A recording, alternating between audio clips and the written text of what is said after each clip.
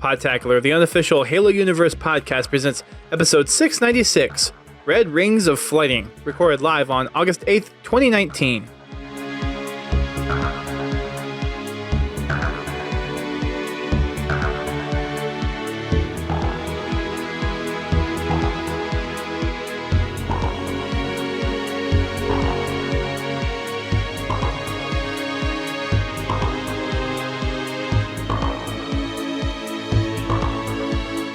Three, two, one. Hello, everyone. Welcome to Podtacular, the unofficial Halo Universe podcast. I am your host, Duststorm. I'm your co-host, Godzilla T. And I am back after yet another stop at Halo Outpost. Just realized my camera, since I moved my monitor up, is a little bit up. Oh, there we go. That's a little better. Just cut off the top of his head. There we go. There we go. That's better. So yeah, 3 of them down, 2 of them left. Next one's in my hometown, Houston, which will be a lot of fun. Parents are going to that one. And so is the wife. So the whole family is going to be there. And yeah, I actually talked with my brother. To see the opinions after that one. As far as, like, all just, the... everybody's... improvements? Yeah. Everybody in the Duststorm family's opinions. Yes. We'll see how it goes. I think it'll be fun. They are coming on Sunday. So I have... currently, well, I actually got my panel scheduled tonight. Literally like 45 minutes ago. And yeah, I have one panel Friday, Saturday, and Sunday in addition to the game show panel. So I guess since we're on that topic, we'll go ahead and start with that. On Friday, I have the Machinima panel, which will be at 5:15 p.m. On Saturday, I have the community panel, which will be at 4:45 p.m. And on Sunday, I have the Forge panel, which will be at 12:15 p.m. And if the game show follows the trend, then it'll be probably at 7 p.m. on Friday. I did ask if I could do it also again on Sunday, because my parents will be there on Sunday, and that's something I would like to show off to them. So we'll see if that happens. But we're doing maybe even buttons. So the buttons did work for Chicago. They actually served their purpose, and they worked. That's good. Glad you're able to get those fixed before you left. Yes, actually, the red one was still kind of iffy because, like I was telling you before the show, one of the wires is actually loose for the LED in the button. So I got to fix that one. I installed some status LEDs in there to help me troubleshoot. But the buttons work, and we did Family Feud with the game show. And they worked exactly like they were supposed to. So I will consider it a success. Cool. Now I just got to take it to Houston and Anaheim, keep on doing Family Feud with it, and we'll see how it goes. But it went well. Glad to hear it. Yeah, thank you. For those of you that haven't been paying attention, Dust has been working really hard on these buttons. I've got buttons. I've got so many buttons. Just 3 right now. He's got buttons. Got buttons. He's got buttons. You can see the red one in the corner there. They flash and do pretty things. See? Ooh. Which is so good for our audio listeners. I was going to say, for everyone listening to us, you're going to have no idea what the heck this is. But there'll be a video eventually out for these. I'll post something on my personal YouTube channel on how I made them and how they work and all that stuff. I'm personally proud of them, and they'll get some reuse out of them too. In 2 weeks, my wife and I are actually going over to a coworkers of mine for a game night, and we might actually use these in some games and try them out. Cool. Right now, there's only 3 buttons. It is designed for 5, so the game code allows for 5, but I only have 3 of them built, so I just have to build the other 2, and they're good to go. All the logic works. That was tested out this weekend with Family Feud, and it, yeah, I was happy that it worked. Yeah, game show panel went really well. We did Family Feud to start. Then we did the match game, which devolved into the normal nonsense that match game devolved into when they did it at RTX, which was the same answer kept coming up in responses. And this one was grunt related. You want to guess what the recurring answer was for match game? Am I allowed to say it on our channel? I think it's technically, yeah. Go ahead. No, honestly, I have no idea. Food nipple. Thought about it. Oh, food nipple. Yeah. Laird got it. Yeah. Were you there, Laird? I don't remember if you were there or not. Okay, so yeah, he was there. But food nipple came up for like the last 4 phrases or sentences for match game out of the 7 that we did. So that was it devolved into normal stuff.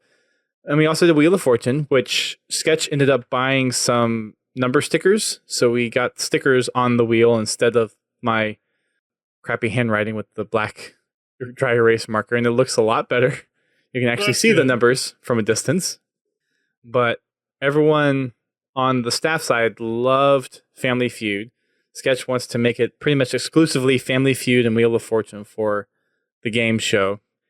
And I had it at 7 p.m. on Friday, right after my hour was supposed to be Bravo's Let's Play stream.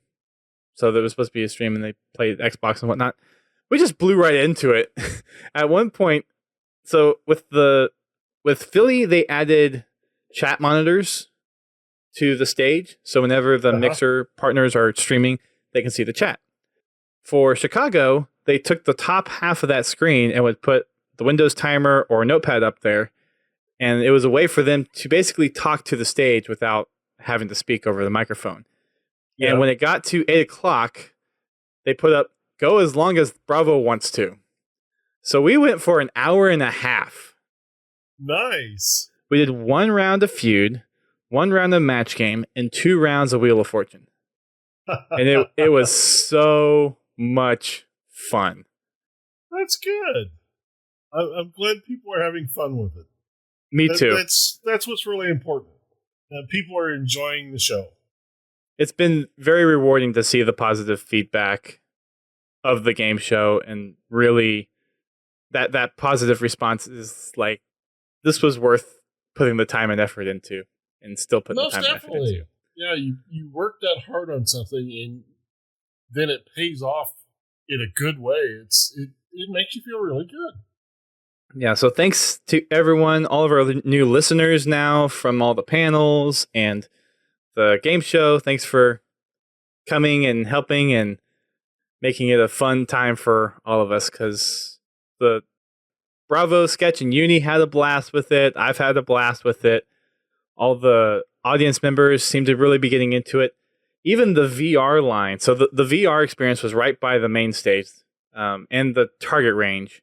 But the VR line was actually on the side of the content stage. So they were getting rowdy with the games as well. So there were a few Wheel of Fortune puzzles that stumped some of the players. And the VR line at times were louder than the audience members sitting down in the chair. So overall, it was a fantastic experience. At some point, they are going to give me the recordings so I can see how it went. I don't know if I'll ever be able to release them, but I'll be able to get a copy of the recordings. There are a few Twitter videos and Instagram videos out there. I've tried looking for them. I don't know if people are tagging them with certain tags or something, but there's been a few videos out there, including one of them from the person who is cosplaying, well, not cosplaying, but is Hazel. She's a good friend of mine, and she was actually there for the very last Wheel of Fortune. Actually, it might have not been the very last Wheel of Fortune puzzle, but I added one in there. Yes, Laird, it's Jordan. I added one in there, which was Halo Outpost Discovery as the Wheel of Fortune puzzle. which now I'm going to have to remove it for Houston, for anyone that's going to be in Houston listening to this podcast. But I added that one in there as kind of an extra puzzle to use. And they got down to where there's only 4 letters left. And the way that she took the video, she's like, there's the puzzle, there's the logo. What was the logo? The Halo Outpost Discovery logo. The answer was literally on the board. And it didn't even dawn on me until I saw that video. I'm like, oh. Well, that made for some comedy. So that was a lot of fun. It's amazing how focused people can be on something. Yeah. And believe it or not, the person that answered, do you remember Dusk Sander? Yeah. That was him. He was up there. So I got to meet Dusk Sander. I got to meet Skyrim Halo, or Destiny Halo. And there was one other person from the Podtacular community that I met there this weekend. I have to go back through my pictures and see. But I've met a Podtacular person, I think, just about at every location, which is mind-blowing. So that was a lot of fun. Going back to the community panel, which Larry kind of alluded to in the chat earlier, standing room only. It was the very first panel of Friday. It had some big names on it, which helped. So Halo Cannon, Laird, Hidden Xperia, the HCS Pro Talk guys, JK Fire and 9, Mr. Mayhem. And then we also had, wow, I'm blanking. Drawing the blank. Who's our other panelist? Why am I drawing a blank on the other panelist? Green Skull's assistant? Oh, the Soterios from Ready Up. He was sitting right by me. How did I freaking forget him? Notes, man, notes. Oh. I literally pulled up the panelist listing. Because that's how I've had to keep track of everything. That's why we have show notes. Oh. Well, you think I would remember who was on my freaking panel. Yeah. Anyway. We could take that in several directions. We won't, though. So the panel went very well. All the chairs were taken. 343 was there en masse. Apparently, we got on the Instagram stories, but since those are only 24 hours and I haven't seen any of them, I don't even know what the story even looked like. But we had about, I would say, at least 100 people at least cycle through that first panel. And it was the largest panel that I've had throughout the whole Outpost experience. And really all my panels for Chicago were a lot more than the presence I got in Orlando and Philly. Part of the reason being, I think, right outside the Hall of History, that was the Armory stage. So in order to get to the main stage or to the VR or to the PX, you had to walk by the Armory. And you would see the Armory stage. So you would see what's going on. So I think that helped a lot with getting people in there. Yeah. And so the community one was huge. Friday, over 100 people came and stopped by, which was amazing. Thank you to every single person that came and listened to us and watched us. Then on Saturday, we had the fan projects panel first. And that one, we had all the seats full. We had some people standing. I think we had probably about 70 people or so cycle through that one. That one was the folks from CE3, which was Matt Drat and Slow Bullet, and also Masters from SPV3.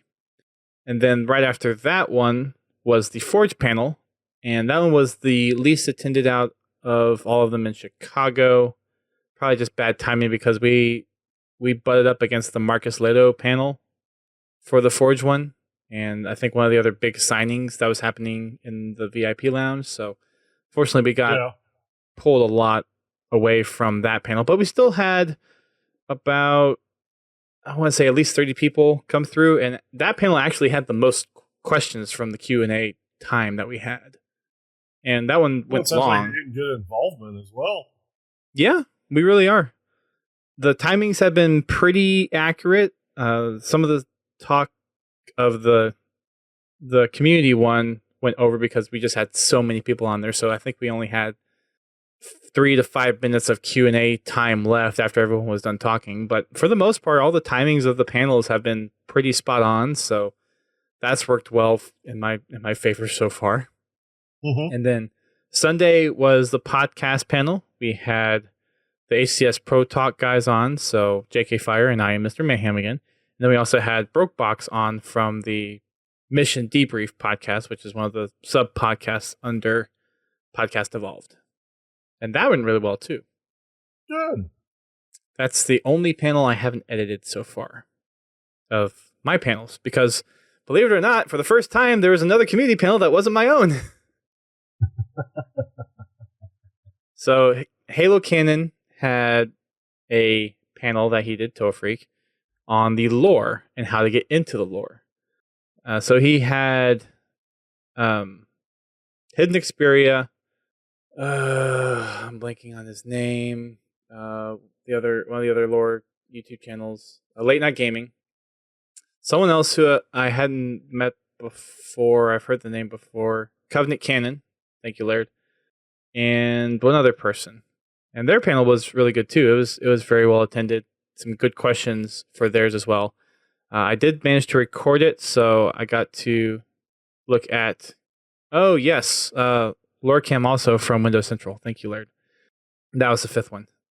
So we're going to get that one up there as well. I need to check with 343 to see if I need to post it because I got permissions, or if I can let Halo Cannon post it. I'll figure that out this weekend. But all of my panels will be up by Sunday at the latest. I'm trying to get them all done tomorrow. I have 2 of them fully edited. One of them already exported. One of them is in the middle of being worked on, and then the other one I haven't started on yet. So I'm hoping to get them all out by tomorrow. It'll be Sunday at the latest, though. And I managed to do the Covenant Escape Room, since that was the one attraction I hadn't done yet. And it was about as simple as everyone was saying it was. Yeah. It was a little Well, it disappointing. sounds like people that are real familiar with the lore of Halo have a much easier time with it. So I don't know if... I should say that are more familiar with Halo. If you're not familiar with Halo, the puzzles are done in such a way where it could fit any thematic form, and you would still know what to do. The puzzles themselves were not that complicated. They were pretty easy, and it almost seemed like it was designed that way. Yeah, probably. You don't want, in something like that, you probably don't want something that's too difficult.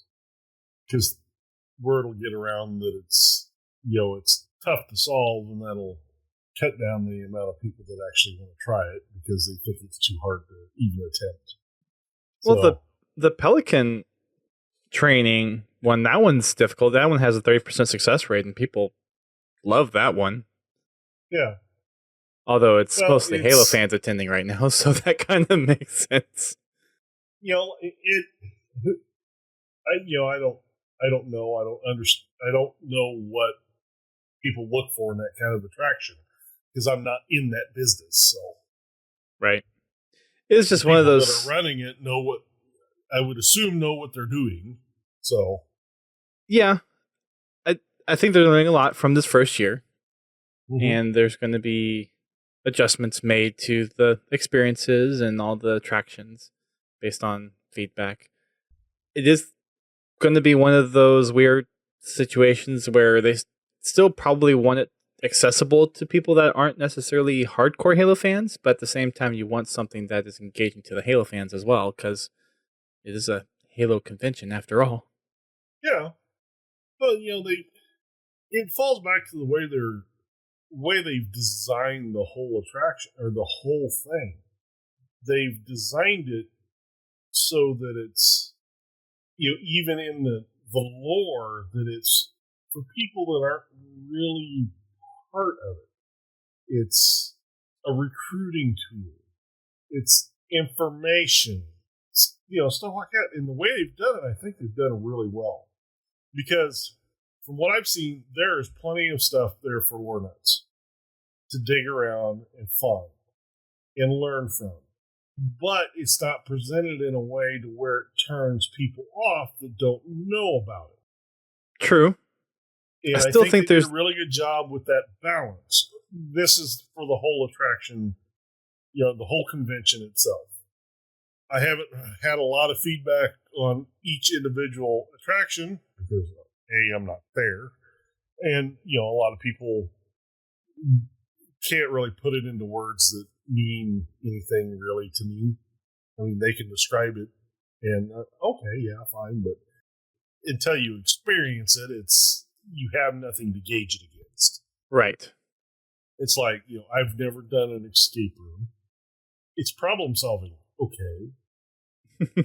It's problem solving. Okay. You turn some knobs, push some buttons, and put some things in places. That's about it. But it doesn't describe the difficulty of it or how easy it is, or what one person says is easy, another person might find difficult.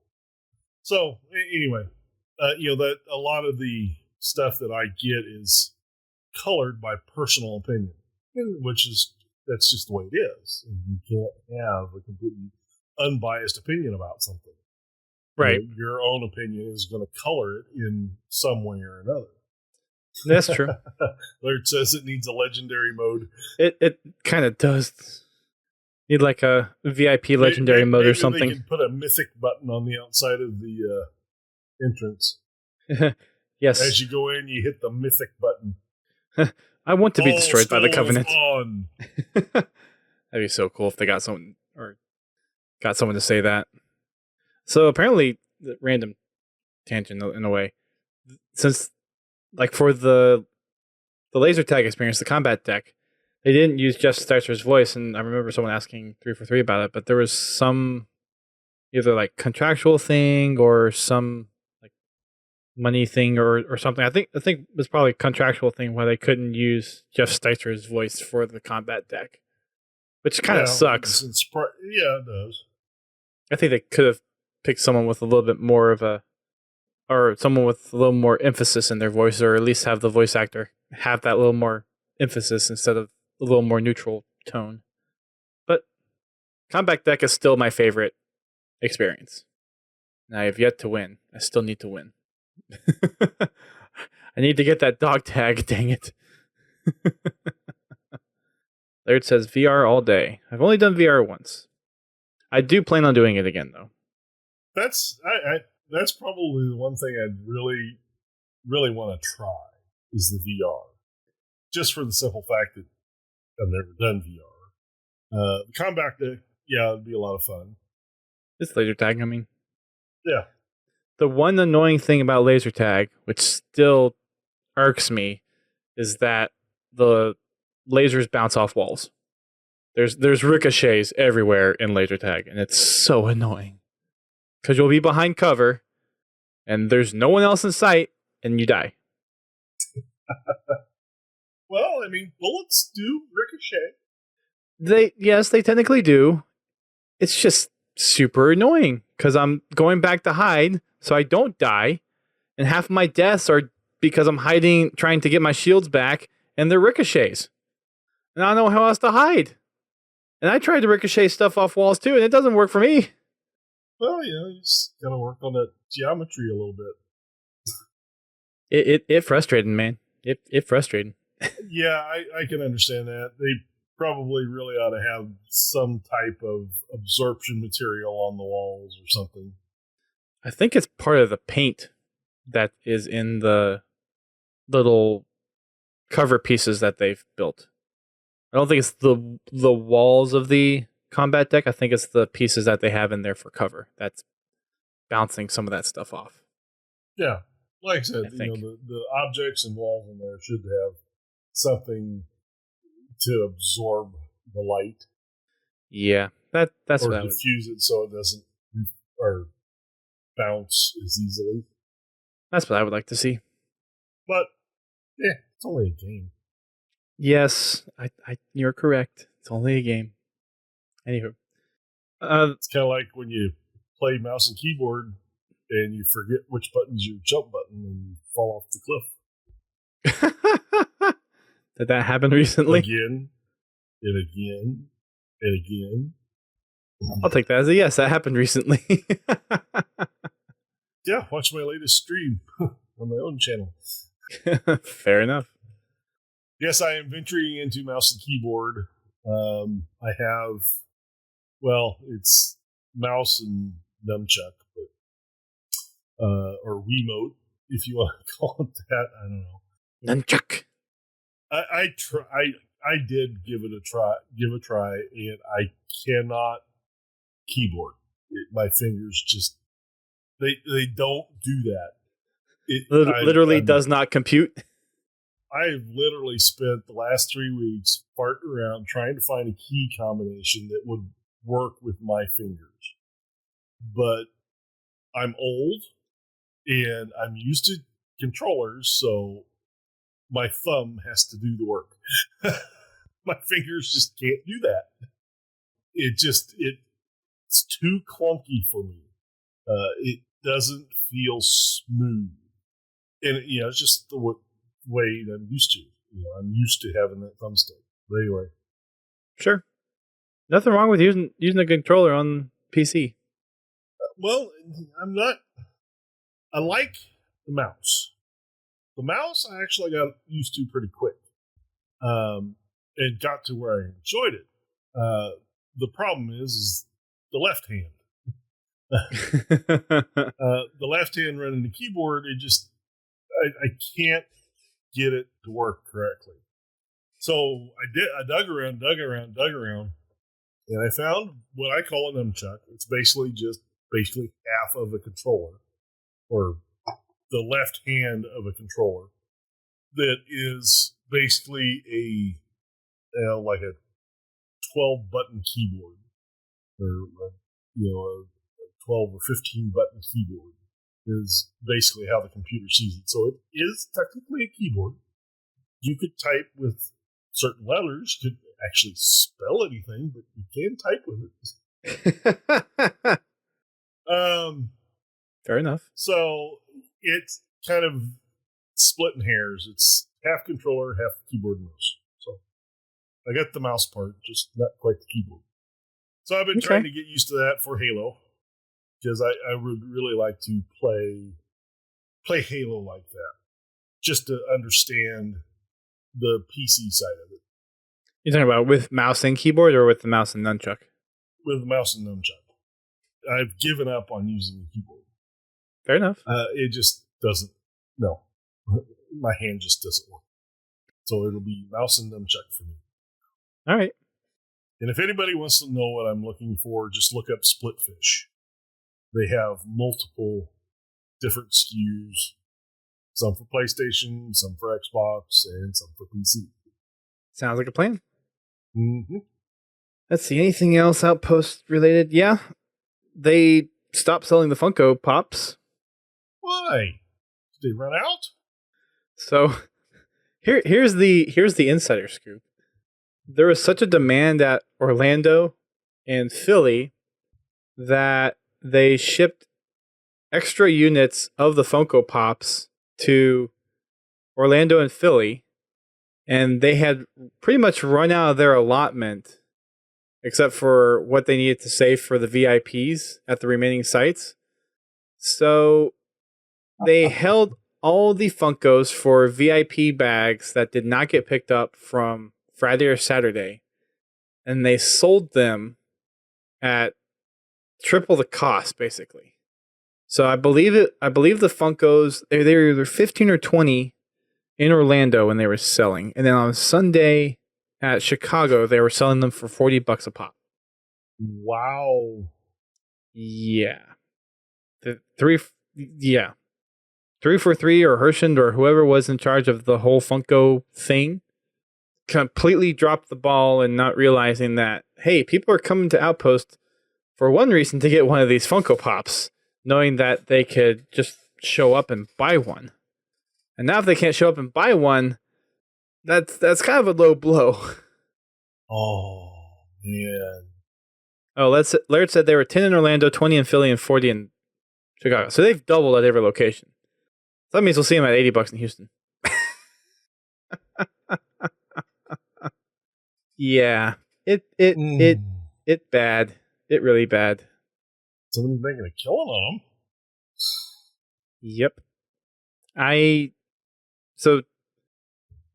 saw Tiffany there on, well, pretty much every day. I think she's technically John Friends and James Monosmith's boss. I think technically, and saw her Friday morning as General Admission was opening.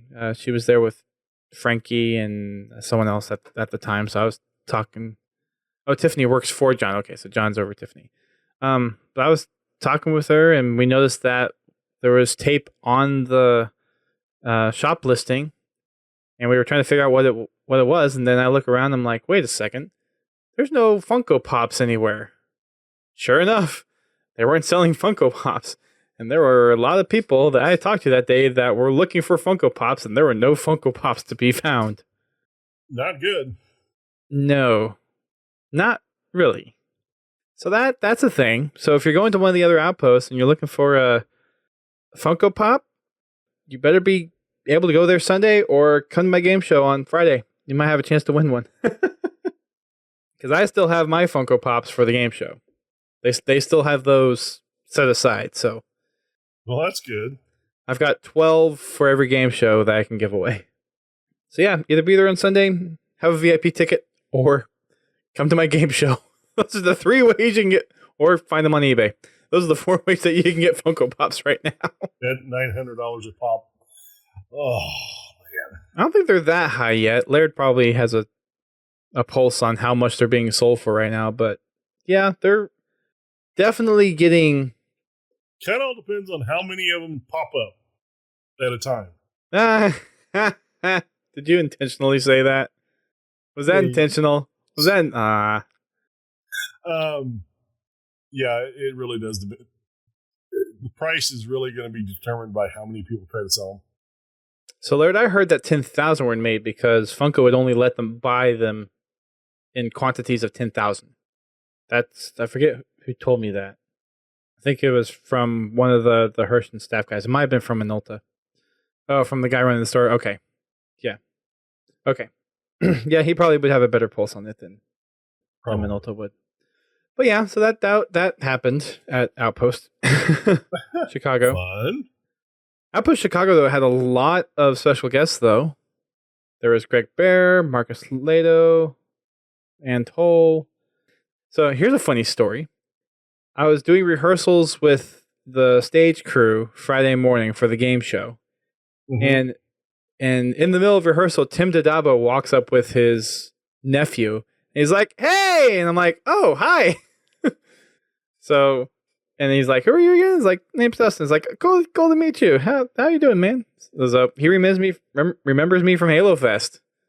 Cool. So, it's not every day you can say that one of the people you look up to comes out and interrupts your rehearsal to say hi. Yeah, that is kind of cool. That's really cool, actually. Yeah, so he was... I wish I had. Unfortunately, that was... Well, no, I did run into him one other time on Saturday, but barely had a chance to talk to him. Yeah. But it was still cool to say hi to him for a couple minutes. Yeah, Troy Denning was there as well. Thank you, Laird. Marcus, I think I said Marcus Lato already. He was there with Sparth. They had a panel together talking about the design. Ken Peters was there. Thanks, Laird. So quite a few lore people, quite a few novelists, some of the early designers as well. Just an all-out, very star-studded outpost for Chicago. Postums was there? I didn't think it was going to any of them. At least that's what I heard. Grim will be back in Houston, which will be fun. We'll have 4 people up on the main stage to commentate. Maybe. We'll see. And anything else? Did the Pelican experience 3 times? 2 times? 2 times while I was there? I think 2 times. Won them both. So now I'm on a winning streak. I'm 3 and 2. 3 back to back. Well, it's kind of cheating when you know the answers. That's true. It's still a lot of fun. A fair judge of your abilities when you already know how to win. I'm helping others win. Yeah. I do have the whole thing almost memorized, though. There was one person I met, and I actually gave him a card, so he might... It's kind of like taking a Major League Baseball player to a Little League game. I could see that. There was someone that we met, or that I met on Sunday, because on Sunday, we actually had the whole podcast panel do a Pelican escape, and none of them had done it yet, so I was the only one that had done it out of the four of us. And you guys may have seen a picture up on the Podtacular Instagram, and it got reposted on Twitter and Facebook, but that was kind of like the podcast group that we did it with. So that was a lot of fun. And we successfully did that one, but there was another guy who was doing it solo. The entire thing solo. So he was running around like a chicken with his head cut off. So I gave him a card. I'm hoping he reaches out at some point. If you're listening, I think what was his name? I want to say Don. I'm not entirely sure, but yeah, yes, Laird. He did not make it. He got close though. He told me he got close. It's very difficult though. He was trying to do all 8 seats.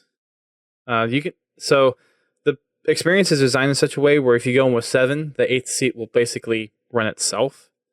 But he was trying to do all 8 stations at the same time. I'm curious to try it solo just for 7 and see if I can do it. The only thing is with the last one, the instructions only appear on certain screens. And they kind of cycle through. So I could see getting through the first 2 possible. The last one almost seems impossible. But I'm curious to see what his strategy was and how he approached that last stage. So if he reaches out at some point, then we'll get him on for a brief interview. But he was just like charging in and like it was Sunday, so it was a very small line. But yeah, he went in solo, and I'm curious to see how it turned out. That would be interesting, especially if there was video of it. Yeah, I don't think he had video of it. I don't think he had a GoPro or anything on him. I'd say he was kind of busy. Well, you have a GoPro or something on your head. You could probably record it. Yeah. Which I now have 3 recordings of laser tag with my GoPro and the gun rail mount. I haven't looked at them yet, but I'm expecting them to be good. Hoping that they'll be good. Expecting and hoping. So that was most of my Outpost experience, I think, for the most part. Yeah. Thursday night, went to a barbecue with Kevin Barry. He's one of the collector guys as well. Did a couple of dinners with the lore guys. So hung out with some of the lore guys on Friday. And then on Saturday, hung out with the kind of former RUL squad. So Anthrax, Apple, Jess, Soterios, Minolta, those guys. Hung out with them on Saturday. And then Sunday, hung out with Hidden Xperia for like 3 or 4 hours. I had a good time just hanging and chilling with him to wrap things up. We were actually waiting on 343 to go out downtown, and we were like, okay, we'll just grab a quick bite to eat somewhere, and we'll wait to see what they do. They reached back out to us around 10 o'clock saying, okay, we're going to go for drinks. And both of us like, yeah, we got early flights. We're turning in. Sorry. So that's my Outpost experience from Chicago. Yeah, that kind of sucks. It is what it is. So next stop is Houston, my hometown. I'll be leaving on Wednesday so I can spend a little extra time with my family before everything happens. So we will not be recording next week. But hometown, Houston, it's going to be a lot of fun. If you're in the area, come check it out. So let's get on to our regularly scheduled show, since we haven't technically started that yet, and we're already 45 minutes into this thing. Just to cover the last couple of game nights. Last Friday, we had a good time. Played some Husky Raid, Super Fiesta, pretty normal stuff. The one thing I did forget to mention the week before is about halfway through game night, I lost half my crew to 343, testing new game types. Oh. Do they have like an all call or something to test the playlist update? No, it was a private test. One of the people that was in my lobby has 343 employees on their friends list, and they invited us to help out. Unfortunately, the lobby was too full, and things were not progressing very quickly. So I moved back into our own private lobby because I had other people that wanted to join in and play, and I didn't want to have. I didn't feel like, the lobby was already too full for the game types they were testing. So I stepped out and continued on with our game night. But from what I understood, they had a lot of fun. Traders. That's good. I mean, that's accurate. Yeah, we'll be right back after we get done testing. Sure. Hour and a half later. I say, how long is right back? But that's what I thought. They were testing a couple new game types, so they had fun. That's good. That's okay. That's fine. Yeah, certainly nothing wrong with that. No, there's not. It's nice to be on 343's good side. So, yeah. Maybe next time I'll be able to join in and we can stream some 343 testing gameplay. Although I probably will need to message them, and if that ever happens again, message them and find out if it's okay if this goes out live on a stream. Yeah, that probably would not have happened with what was going on, would be my guess. Yeah, I figured as much, and that's why I had no problem stepping out. Because I know some of that stuff, they want to kind of keep quiet until they are ready to announce, which is fine. Yeah, because I'm assuming that was probably Reach related. No, this is all Halo 5. They were just testing new game types for like action or something like that. Okay, so not flight stuff. Yeah, no. How could we be testing Reach? None of us are in the testing pool, or none of us have a build that we know of. There might be some people who might be sneaking in there. The lobby that night had the build for it. I can tell you that. Fair enough. Yeah, the game that got raided. So true. Yep, we got raided. Everybody left. Let me all by myself. No. All by myself. Don't want to be all by myself. But we're looking forward to doing it again tomorrow night, so I hope to see people there. Maybe Confell can actually make it this time instead of lurking in the chat while he does his work. Hey, Confell, if you actually show up, you might be lucky too. Pins was saying it was ODST Slayer. Mm-hmm. Interesting. Is ODST Slayer on the list? No. So it must be for an upcoming one. Yeah, the way Pins was describing it, it's kind of a cross between regular Slayer and SWAT. You have a little bit more damage resistance than you do in SWAT. But less shields or no shields or something like that? Something like that. Pin says SWAT on steroids. Yeah. You have a little bit more health. Probably, I think the headshot multiplier is a little lower. Okay. But ODST weapons only. Interesting. So probably the Gunfighter Magnum, silenced SMGs. Interesting indeed. Okay, cool. Well, thanks for the update. Obviously, with me being in Outpost, we did not play on Sunday, but we'll be playing this Sunday. So more Halo Wars Definitive Edition streams. We're working on more part-time and gold.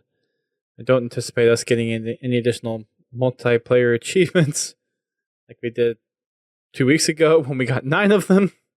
So that won't be happening for a while. Let's go ahead and jump on into the few updates that we have for the week.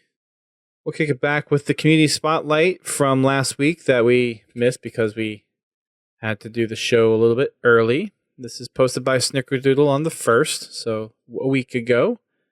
And we got some good stuff in here, some Infinite-inspired stuff, some Outpost-inspired stuff, and the usual rounds of art, forging, drawings, cosplay, renders, all that fun stuff.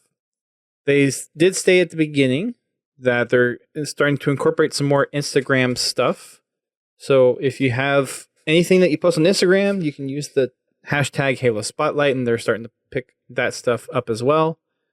And they're also re-showcasing some of the stuff over there as well. So anything that's in the spotlight that can be tagged to an Instagram page, they're I think reposting on their Instagram as well.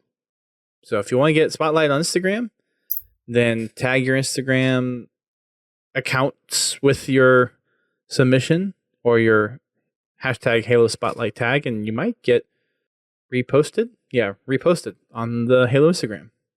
So the first one we got here is a gigantic Master Chief forged in Halo 5 from the Infinite trailer. So it kind of has the Pelican back door in a way, and then the huge Master Chief. And is that breastplate part of a Guardian? What is that? I don't know. It's big. It is big. It looks like a piece of a Guardian or something on the chest plate. Or for the chest piece. I don't think the Guardian is a piece. I don't know what else that piece is. I think those are grunts. No. Those are too big for grunts. I don't know. Hell, they could be phantoms for all I know. Well, we don't know. And then there's the little Spartan on the shoulder for scale. Yeah.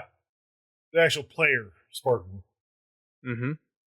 And then a Twitch streamer by the username of Lara6683 did a mashup of Halo and Paint It Black, which is actually pretty good. Mm-hmm. It's about 3.5 minutes. It's a good mashup. Definitely check it out. Bad. Someone did a Blender render of the Halo Infinite Master Chief. I'm guessing just taking the few visuals from the trailer that we have, because they're not just going to give out that model to anyone. But it's a very good render. Yeah, it looks really good. I like the little comment that Sam put to it. Too bad that Mjolnir won't be so clean as soon as Chief gets to work. Yeah, that's true. Someone did a render of Noble Team inspired Funko Pop type design, which is pretty cool. Got a couple Mega Blocks things, some more renders. Next big one that is of interest is an Elite drawing that kind of looks like a constellation in a way. This one's done by @LucineAura on Twitter. There's some ODST concept art. There's Minecraft, a Minecraft build of Forward Unto Dawn. Some other cool pictures on here as well. Anything else sticking out to you at the moment? Kind of in this first section? I like the couple posters. Yeah, the posters look really good. There's the Orion poster I kind of really like. Mm-hmm. That's a cool one. Kind of has that Thor Ragnarok vibe to it. A little bit. 117 poster is pretty good as well. I really like that one. It's got the different armors that Master Chief wore. Even has, looks like the Master Chief collection picture set kind of ghosted in the background. Yep. Parts of it. There's lots of different elements to that poster. There's some other good cyberpunky style renders done by Eclipse Halo. There's this beautiful kind of watercolor-ish painting of the Installation 07, kind of inspired from the Halo Infinite trailer by Jolly Nerd. Then Dovahkiin makes another resurgence with his posable figures and some firecrackers. Some really good effects there. Lots of really good drawings. Then the architect, who's one of the big community SFM artists, did a render of Owen and Hazel, which are very cool. Another one that I thought was funny was The Last Supper a la Halo. So this has Master Chief, the Arbiter, and 2 elites sitting down at the table. More pencil drawings, marker drawings. I think that's kind of looks like pastels. The Halo 5 Legendary Edition bookend thing with Master Chief kind of looks like pastels. Lots of pencil drawings and other pieces of artwork in the spotlight this week. Spider Chief. Yes. The Prophet cosplay. That one's pretty cool. Now if they could just figure out the chair. That would be crazy. If they got a chair to go with it. Someone got a Grunt birthday party tattoo. The Grunt's wielding a hammer somehow too. Yeah. Looks like a Grunt size hammer. We got some videos from Halo Outpost as well. We got one from the Reachway with his time in Philly. Ubernick has a montage that was edited by Double AA. We got a tutorial video from the Shyway telling us how to do some super jump strategies off respawn for certain maps. And we've got Bacon Media doing a very cinematic style trailer for Halo Outpost Discovery from Orlando. Definitely high quality. Really love the camera work that he put into it. We got some tweets that were tagged from the Halo Spotlight as well. Some more drawings, some forge artwork. My panel gets an indirect shout out from Philly. So the trailer there for Sentinel Revelations, that was debuted at the Machinima panel in Philadelphia. So, cool. Shout out to Mark Plaza for being on the panel and presenting that trailer. Looking forward to it. Might have to get him on the show to talk about it a little bit more when it comes out. We got an ODST, or not ODST, we got a Marine cosplayer down there. We've got some... It's actually a really good costume, too. Yeah, it really is. It's done by Danielle Debs, and it looks very much akin to a Halo 3 Marine. I was thinking, yeah, Halo 2, Halo 3. Or at least that's kind of the vibe I get. Some SFMs and some renders as well. And then the very last one for Doodles Snickers is a GTA rendition of a loading screen done with the Halo theme, which is really well done. Anything else stick out to you, GT? No, I think that pretty much covers it. Cool. Next up, we have the Halo Insider MCC Flighting update. So this goes into a little more detail from Postums on the MCC Insider stuff. And we have some stuff not allowing the flights to come out to us. So there's obviously some delays. We're hoping to see the firefighting or the fire flight out in July. Unfortunately, we have not seen it. Well, considering it's August. Yes. And it's already been a full week in August. So after the community voiced their opinion on the matter, I'll put it that way, Postums has decided to come out and give us a little bit more detailed view on how they're doing flighting. So there's some blocking bugs that have been found in what they've been testing with, which basically means it's a bug so bad that they don't want it to take it to the next ring. Well, what are rings? Rings are different expansions within a specific flight. So Ring 0 is internal studio. Ring 1 is made up of external partners that work with the studios. So basically like all the other partners that they probably have within Microsoft Game Studios and the other maybe companies that have worked with them in the past that know how to test properly. And then Ring 2... paid testers, probably. Right. Ring 2 goes to even more partners with a little bit more varied skill and a little bit more of a wider test case, so to speak. And then Ring 3 is when the Halo Insider Group gets to play a part of it. So there's these different steps that have to be gone through and tested and bugs identified and all that stuff. If there are any severe issues, which has unfortunately happened with this flight, it goes all the way back to Ring 0 to fix the issue and retest, and then it goes out again. So anytime there's a huge issue with the flight, everything resets, goes back to 0, and then it slowly makes its way out again. Which later in this, they describe some of the issues that they're having, and they're pretty game-breaking issues. Yep. So right now, they are at Ring 1 with the Fireflight the Fireflight stage, and there are 5 Ring 2 blockers and 15 Ring 3 blockers that they have to work through. For Ring 2, these are the 5 blockers that they have listed. Security Solution does not auto-install once the game is installed. And I'm assuming by Security Solution, they're talking about the anti-cheat they need for matchmaking. Mm-hmm. Long delays in menus accompanied by matchmaking errors can happen.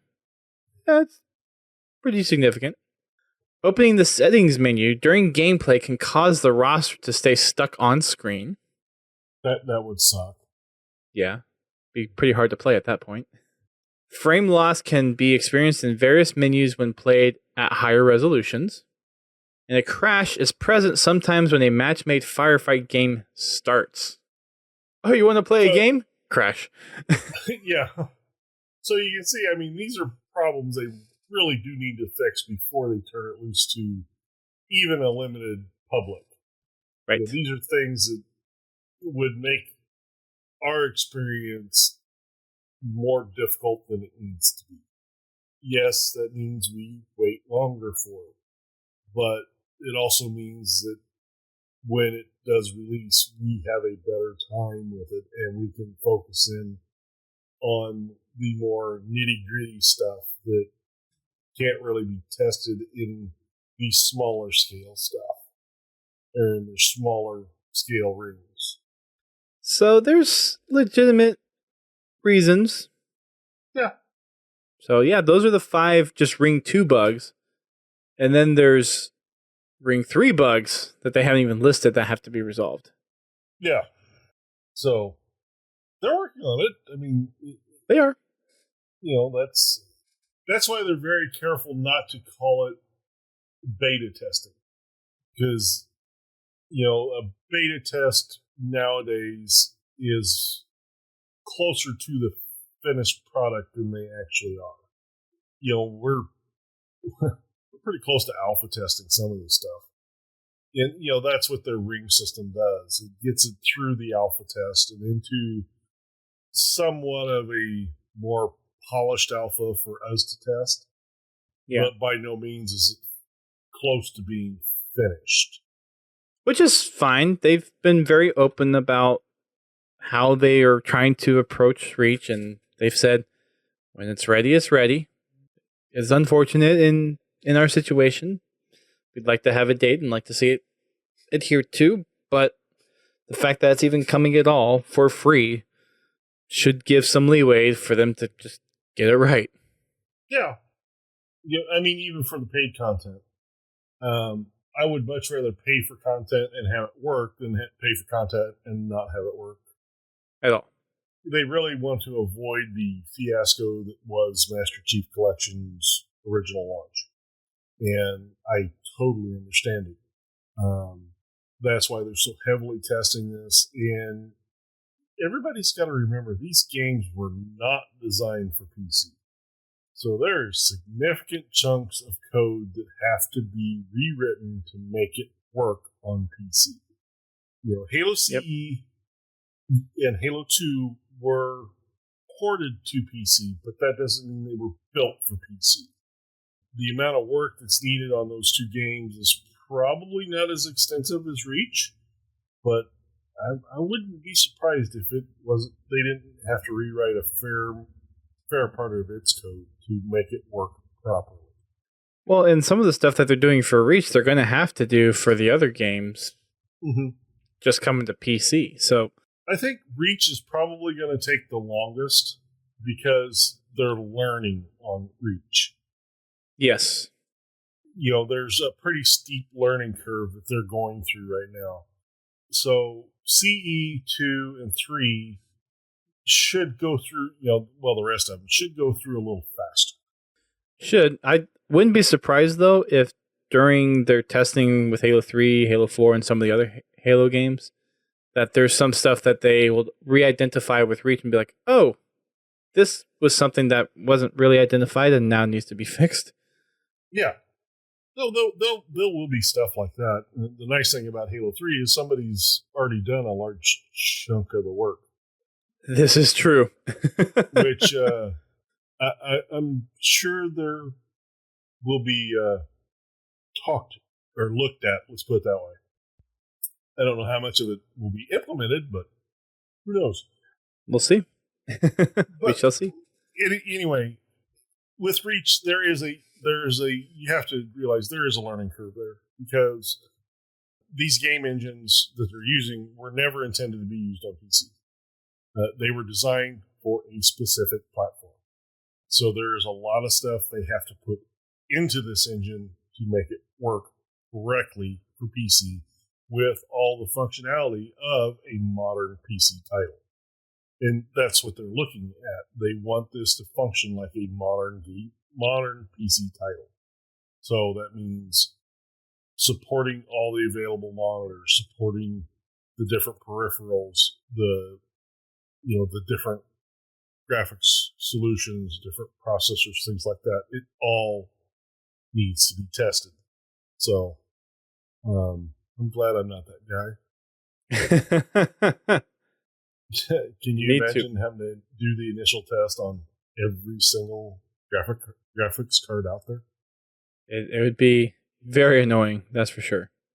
That's what they got to do. They probably go clear back to the 7 series on the cards. NVIDIA 7 series and the AMD equivalent. Probably. See how far back it goes. That wouldn't surprise me. We don't know what they're shooting for minimum spec, so yeah, I don't know. They may not be going back that far, but I bet you're going back to at least the 9 series cards for NVIDIA. Well, with how old the games are, as long as the graphics run on them, they'll try to implement it, right? Mm-hmm. Well, I mean, there's a limit to... I'm sure there's a limit to what they need to design for. Sure, of course. It's kind of like, if it'll run on a 9 series, it'll probably run on a 10 series, but I don't know. I'm not a programmer. So I cannot answer that question. As long as they don't pull a Destiny, then they should be fine. What? You know what I'm talking about. No, I have no idea what you're talking about. Not sketch. Postums also goes into a little more detail explaining why they're flighting later, how they understand that people want to start flighting, but because people want transparency in the process, dates are liable to slip. And when they're being open like this, yeah, dates are going to slip. If you work in any kind of IT job, dates slip all the frickin' time. Yeah. Because things come up. That's just nature of it. The one thing we just have to remember is we are testing the game. And they're giving it to us for free. Well, and they're allowing us to be part of the testing process. And you have to hold that testing with the fact that things may not go as planned. It's kind of like when I was reassembling my computer, things definitely did not go as planned. Far from it. Yep. And in testing, I found that I had bad components, and it delayed me another week in getting the computer back together. So, and also managed to cost me my Windows 10 license for my computer. That's on me. So. Womp womp. Womp womp womp. At the root of it, it's a complex system of games that they're trying to develop, trying to do some very complex things with it. They're still working through it. It's not like they're giving up or anything, but they'll be ready when it's ready. It does take time. It will take time, so be patient. Yep. But I have to admit that their scheduling on this is going to start getting tighter and tighter the longer they push it back. Well, if there's a quality bar that they don't hit, then it's going to keep pushing back, according to what Postums was saying. There's a certain quality bar that internally they must hit. Yeah, I don't blame them, and they need to hit that quality bar. They cannot deliver Master Chief Collection the same way as it was delivered the first time. It must be right out of the get-go. Which reminds me, make sure that you've gotten all your game types uploaded to your file shares. I need to do that this weekend because that takes place in 4 days. Yeah, in 4 days. Yep. August 12th. I need to do the same. 10 a.m. Pacific time. That's 4 days away. 3.5 technically of this recording. So by the time you're listening to this podcast, it's too late. Oh, it'll be up before then. But depending on when you listen to this podcast, it might be too late. But if you're listening to this podcast when it comes out, you have until August 12th at 10 a.m. Pacific time to get your game modes up into your file shares. At least it's only the game modes for the first go around. It's not the maps. And then be ready to swap out your stuff for your maps for the next week. Yep. Give it 48 hours. Don't touch it until the 14th. Just don't touch it. So yeah, I got to do that this weekend. Next up, we've got a mini community update. So because of all the Outpost stuff, Unisheck decided to do an update in Twitter format. I don't know if you caught that or not in the link, GT. Yeah. I don't know if you've seen it yet, but yeah. So we've got little bite-size updates. So all the different sections that they have, they're all in single tweets now. So we've got the August 7th playlist update. Well, hang on. I missed a tweet. So we got the Insider Flighting update, which we just talked about. July development update we talked about previously. For Gamescom, they will be bringing the Reach demo for PC, the same one that they have at E3, to Gamescom. And that's taking place the week after Houston? Yeah, the week after Houston. So when Houston is done, they're going to Germany to show this thing off. They're going to be tired. Yes, they are. Yes, they are. MCC playlist update. We've got a little update from Postums, and this is addressing some BTB stuff. So for Halo CE 8v8, they are for Action Sack. They're removing PC weapons from Hang'em High in Mayhem CTF and Mayhem Crazy King. In Halo 2 Anniversary 8v8, for Slayer and Flag Bomb, they have added the Community Forge map Unearthed on Skyward by Move 43 to Slayer and Multi-Flag CTF. And then on Halo 4 8v8, for Slayer, Flag and Bomb, and Asset Denial, they've added respawning non-random ordnance drops to Ragnarok, Daybreak, and Vertigo. So, short little update for MCC right there. Mm-hmm. A refresh on the Halo 5 Guardians playlist rotations. Today, August 8th, Castle Wars rotates in for Halo 2 BR Slayer. I wonder what's going to be played tomorrow night. Husky Raid. Or both. Although I was watching someone tonight, and it looks like they've got some new maps in Castle Wars. Ooh. We may have to go in and check out the new maps in Castle Wars. I hope I get to join up for a little bit tomorrow. I don't think I have.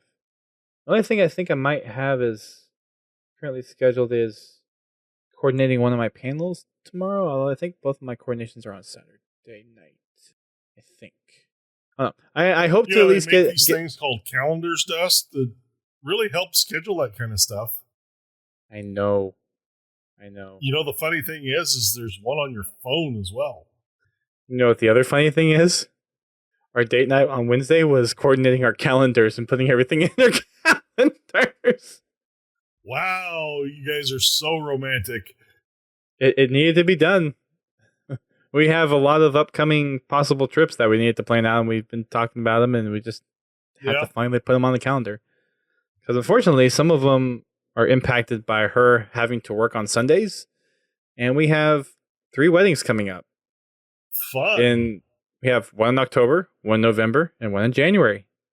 One of those weddings is on Sunday, that's local, and 2 of those we have to fly out for. So there's that. Yeah, I will confer with my wife. I don't think I have anything tomorrow.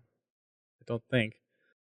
No, Larry, I don't forget everything. It's just with everything Outpost related bumping around my head, things are kind of displaced at the moment. Anyways, today, August 8th, Castle Wars rotates in for Halo 2 BR Slayer. On August 15th, next week, we'll have Foreigner Slayer rotating in for Roman King and Warzone Assault going live for the weekend. Double XP playlist, if you're trying to get some quick XP. Mm-hmm. August 22nd, Action Sack rotates in for Castle Wars, and Rock and Rails rotates in for Forerunner Slayer. Oh, wait, that's August 29th. On the 29th, and also Warzone Turbo goes live on the 29th. Which I won't play because I will be in Seattle/Anaheim. I did get all my tickets booked for that, though. Got all my flights. Good. Yep. So I'll be flying out Wednesday morning to Seattle. Be flying out Friday morning to Santa Clara, which is like 45 minutes south of Anaheim. Flying back Sunday night to Seattle, and then flying back Tuesday morning back here to Baltimore. Fun. And then the summer of travel will be over. And then he gets to do it all again next year. No. I am not doing it all again next year. Unless 343 is... There's going to be Outposts next year, right? Yeah, but I don't have to go to every single one of them. Well, I thought you were going to do your panels. I will if 343 pays my way to do all those panels. If not, I'll just coordinate and say... Now he's putting conditions on it. I see how Heck yeah. Heck, I feel their pain now for having to go through 5 cities all in a matter of months. It's not fun. It's tough. It's tough. Yeah, it's rough. And it's only for like DJ and those guys. It's a week. Mm-hmm. Like DJ's flying out Tuesday to set up, and he's leaving Monday. So it's 1 week in meetings, 1 week in Outpost, 1 week in meetings, 1 week in Outpost, just for DJ. I don't think the rest of the guys are quite that busy, but it's, yeah. I mean, I'll say this. I am happy that I chose to do it this year. I'll be even more happy that I don't have to do every single one of them next year. Or I don't plan to. The only way I do every single one of them next year is if, for some reason, 343 or Hershen were to pay my full way through, which I don't see that happening necessarily, but stranger things have happened. We'll see. We'll see next year. Like all the panels that I've orchestrated this year, like I could help orchestrate them and then just say, okay, this is how you need to manage time, and you can go do it. Like I wouldn't mind putting the time and effort into managing and orchestrating the panels, but unless I'm getting compensated, I am not going to every single one of them on my own next year. I can't. Not financially. Like I understand. Financially, they've been good so far. Now they're starting to stretch thin. With the last 2, they're starting to stretch thin. Anyways, I digress. Back to the mini update. We got some HCS updates coming in. August 10th through the 7th, which is this weekend, there's the Beach LAN. That is going to be a Halo CE style, I think, 2v2 tournament. So that's taking place all week, starting on Saturday. Kind of a weird day to start, but nonetheless, that's when it's happening. I think this is out in Florida. Yeah, Indian Rocks Beach, Florida is where this is taking place. And then the following, or to the end of that week, the Face It Ignite London is happening August 17th and 18th. And then we've got the UGC Halo Classic, September 6th through the 8th. That is the weekend after the last Outpost and PAX West. This is taking place in Atlantic City, New Jersey. Another Halo 3 tournament as well. Halo Outpost has 2 more stops. Houston, Texas coming up next weekend, and then Anaheim, California coming up 2 weeks after that. Tickets are still available over at HaloOutpostDiscovery.com. On the Halo gear front, Halo Silent Storm is finally out in paperback format. We have a little short link for you, so if you go to podtacular.com/silentstorm, it'll take you right to that listing. When I checked earlier today, the paperback was $11.99, which is a pretty decent discount off of the... Oh, sorry, $11.20. The list price being $16, so it's about 30% off. There's a hardcover edition for $12.19. There is a Kindle edition for $11.99, and for Audible, it is $22.67. So there you go. Which, quick side note, we're doing Envoy for the next book. So if you guys haven't started that, go ahead and start that. For little radar blips, we've got a big one. So I guess it's not a little radar blip, it's a big radar blip. We've got some more, what's the term I'm looking for? Actors, just stick with actors and actresses announced for the Halo show. So this comes from Showtime. Now I'm just going to read this. It's a pretty short article. The title is Natasha McElhone, Dakeem Woodbine, Shabana Azim, Bentley Kalu, Natasha Kolzak, and Kate Kennedy joined the cast of Halo. So Natasha Elhone from Californication, Emmy-nominated Dakeem Woodbine from Fargo, celebrated Indian actress Shabana Azim from Fire, Bentley Kalu from Avengers Age of Ultron, Natasha Kolzak from The Witcher, and Kate Kennedy from Catastrophe are joining the cast of highly anticipated Showtime series Halo. McElhone will star as 2 characters, Dr. Catherine Halsey, the brilliant, conflicted, and inscrutable creator of the Spartan super soldiers, and Cortana, the most advanced AI in human history and potentially the key to the survival of the human race. Woodbine will play Sorn 066, a morally complex privateer at the fringes of human civilization, whose fate will bring him into conflict with his former military masters and his old friend, the Master Chief. And I meant to look this up earlier before, but I forgot to. There is a Halopedia article on Soren 066. I was going to see if he was in any previous novels. It looks like there is quite a bit of stuff in here. I don't see anything in here referencing anything that wasn't in the original trilogy. So, he was in Evolutions. He was in Halo Evolutions in the story Paria. Does that ring a bell? The name sounded familiar. Yeah, Halo Evolutions. Let's see. Asmi will play Admiral Margaret Perengoski. Ooh. What's her nickname other than Marge? Is it something Marge? Big Maggie? Big Maggie, that's it. Yeah, only one person calls her that. Well, yeah, but still. So yeah, that'll be interesting. Seeing Perengoski like that. That'll be really cool. I'm looking forward to that.